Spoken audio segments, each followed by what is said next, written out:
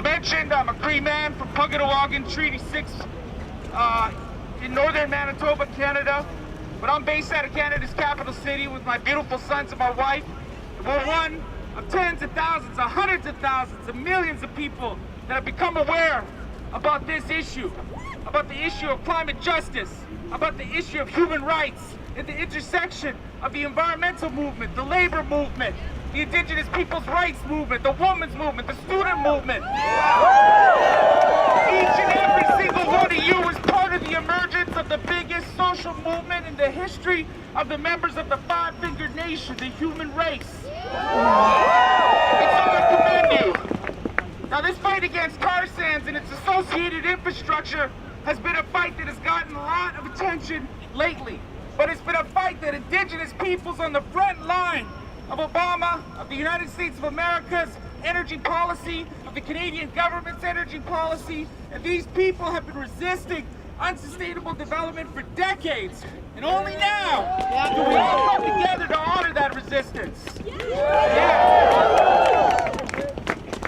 The Indigenous Tar Sands campaign has been working in unity with environmental organizations, with big unions, with student groups, all across North America and all across the world to shed light on the fact that indigenous peoples here in America and in Canada are unique priority rights holders. They have sovereign-to-sovereign relationships with the federal government defined by treaties, recognized under international law. One of the nations that we work with is the Great Sioux Nation of the Oglala Lakota. And I wanted to use my time tonight to read a statement from the Moccasins on the Ground crew in Oglala Lakota territory in South Dakota, whose president just the other day of the release of the State Department report said that this Black Snake pipeline will not cross sacred Lakota lands. And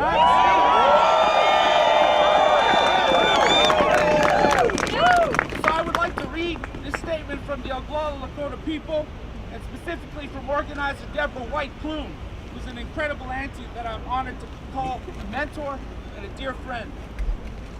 The Lakota are united with our relatives and allies up north, meaning Canada. We must stop this KXL from entering the territory of our ancestors who loved, lived on for thousands of generations and gave the greatest gift of all, to defend their lives. Our creation stories teach us that this is the home on Ansimaka. Our homeland is part of our identity. We have an inherent birthright as Lakota Oyate. Our inherent birthright is a spiritual and human right. And we have treaty rights. We do not want this KXL. We do not want tar sands in our lands. The tar sands must stay in the ground. The extraction and its aftermath is killing humans and all life up in northern Alberta and wasting precious water across these great lands that we all depend on. The leaders of the world are looking at this. We need them to be good leaders and to stand in the way of something bad that is coming towards all of us, all over the world. And here in this big land, it is time for people to be clear to our leader. Now is the time when he could go and be a green revolutionary and make decisions that will change the world. Please take a moment to help get our words, thoughts, and prayers out to the world, all over Ansimaka, that Lakota people and many other Red Nations people, we have painted our faces. We will stand with our allies in the north who also have painted their faces for sacred water, Ansimaka, and for future generations. We will all stand together in this great fight. Now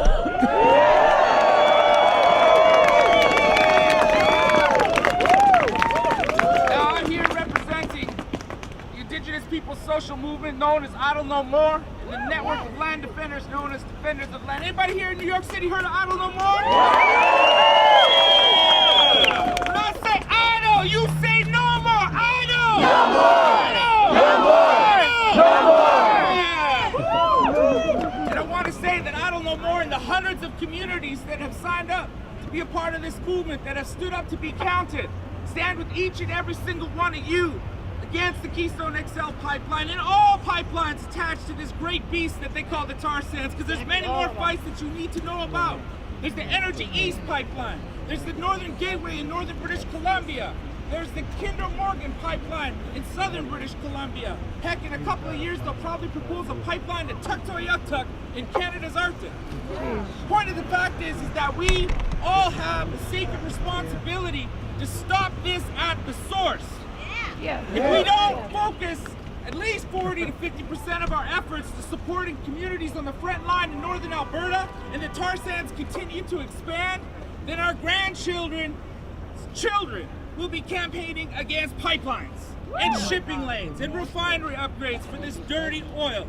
And so we all have to get politicized on the issue. I encourage you to go to idlenomore.com, sign up for more information, receive web blasts, SMS text blasts, and be a part of this movement in a good way. And I thank you for being here today. And I wanted to end with a traditional song, if that's okay with all of you. Yeah! All right.